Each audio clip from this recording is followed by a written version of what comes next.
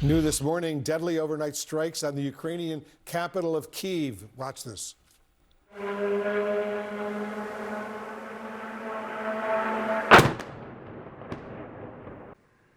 Local authorities say at least 6 people were killed and dozens more were injured, including children. Meanwhile, Ukrainian forces targeted and damaged a Russian oil depot overnight. Olga Stefanishina is Ukraine's new ambassador to the United States. She's joining us now here in the Situation Room. Ambassador, thank you so much for joining us. Ukraine's defense minister met with European counterparts yesterday, as you know, earlier today, I should say. Are there any diplomatic talks underway with the Russians or Russian allies to finally end this brutal war? Well, at this point, Russia demonstrates also with the nightly deadly strikes that they are not in a position to even be ready for any negotiations. And we are trying to mobilize desperately assistance for air defense, making sure that we can secure the lives of people. But these attacks are becoming more frequent, more deadly, and ballistics is almost every time there. And despite all of President Trump's efforts to try to convince President Putin to stop these deadly attacks on civilian targets in Ukraine, Putin keeps going. Why do you think that's? Well, I think it's the way how we all should read Russians. Maybe Putin thinks that he can and he have to scale up his aggression and to kill more people to be recognized as a conqueror. But it's not a war between states. It's not a conquering war of 17th century. It's the aggression against big European democratic nations, against people, and it's absolutely criminal. Does Ukraine still want those U.S. Tomahawk cruise missiles? How big of a priority is that right now? Well, they're long-range missiles that could hit various targets, sensitive targets deep inside Russia, beyond even Moscow.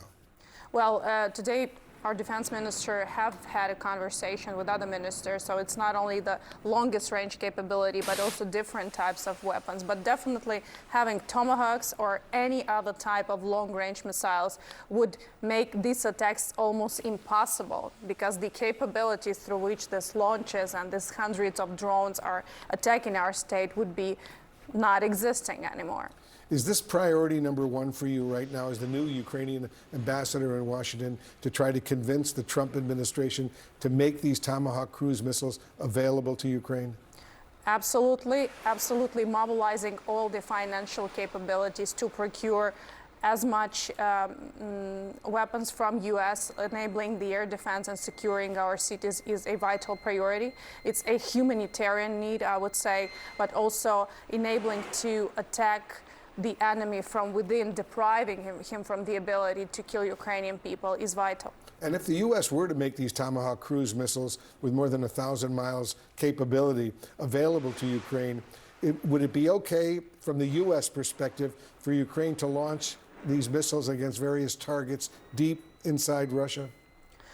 Well, I don't think we really have to think in that terms. We have to think in terms what we can do to prevent people from dying, from civilians. It's not actually the video you showed. It's not actually the battle line. It's not actually the war zone. It's actually the city of Ukraine, which is the capital of Ukraine. So I would say whatever works to secure Ukrainian cities across all the territory should be applied and should be done.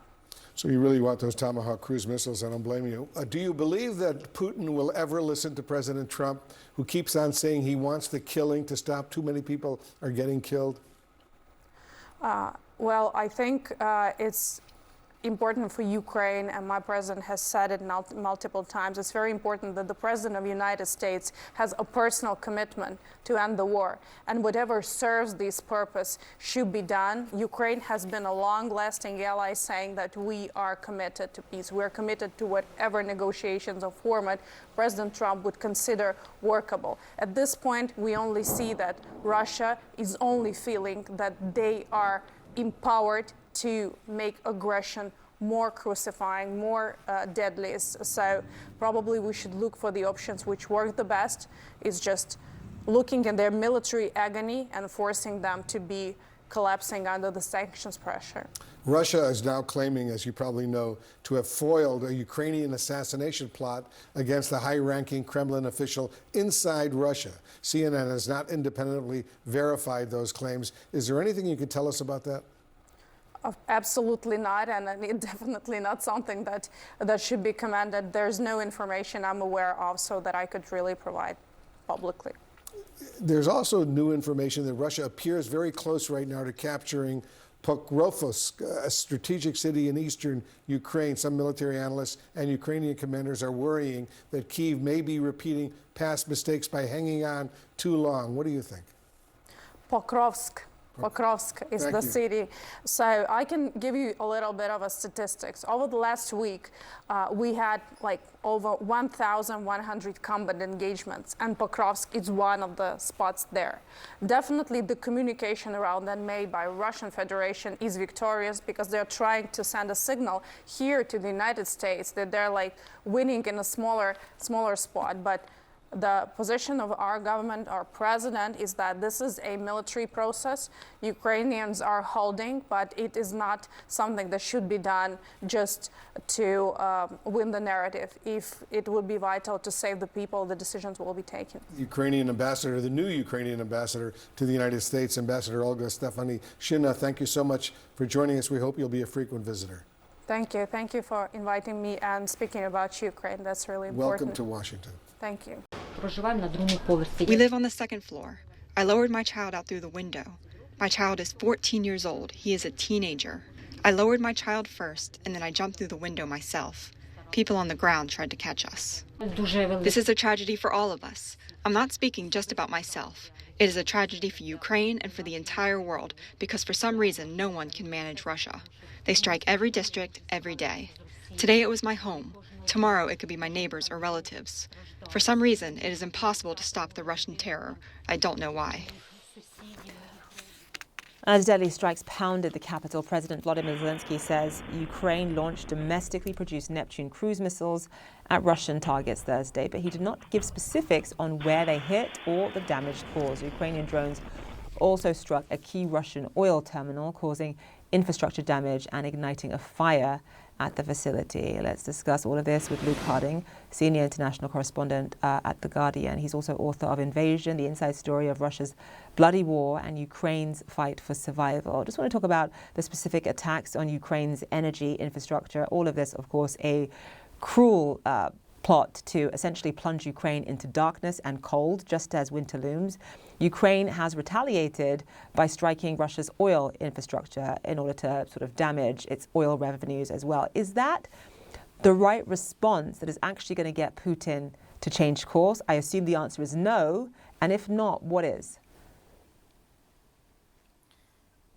Well, I mean, I think it's certainly a response, and it seems to be working. I mean, the Ukrainians have done pretty considerable damage to Russia's oil infrastructure, as you say. Of course, what they really want are American long-range Tomahawk missiles. And when President Zelensky was in Washington in October, he asked President Trump for that directly. And so far, that hasn't happened. So in the meantime, we're seeing this aerial war from both sides. But to be clear, I mean, I'm talking to you from Kiev, and what's happening in Kiev is that the Russians are hitting civilian infrastructure. I mean, I was outside a couple of hours ago, an apartment block that got smashed last night by a Russian Shahed drone with lots of damage, debris on the street, mayhem and chaos.